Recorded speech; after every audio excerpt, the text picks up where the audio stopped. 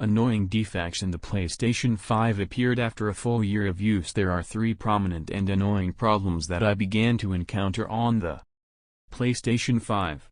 They appeared gradually during a year of use. Subscribe and like. Let's continue some of them.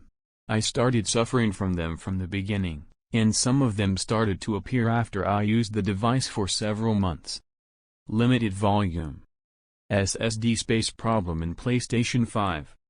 Starting with the problem of the limited storage and storage space in the system, as the new Sony device offers you only 667 GB of space to store games and applications.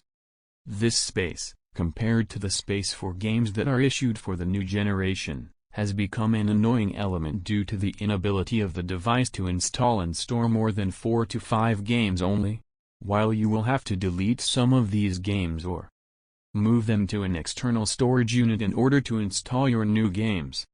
It is true that Sony has made it possible to expand the SSD space by adding additional dedicated storage.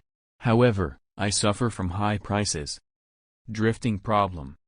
The problem that I wish I would not be a victim of one day, especially since some of my friends have begun to complain about its appearance in the DualSense controller even with their newly purchased devices.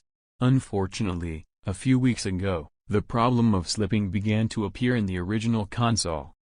R2 button loosening problem.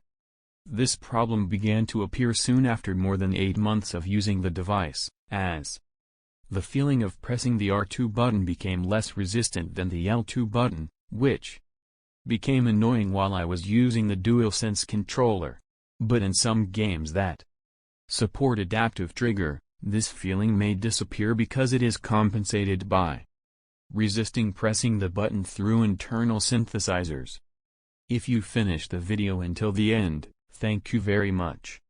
Just like that, the video is finished. Don't forget to like the video, subscribe to the channel, and share. We want to reach 1,000 subscribers.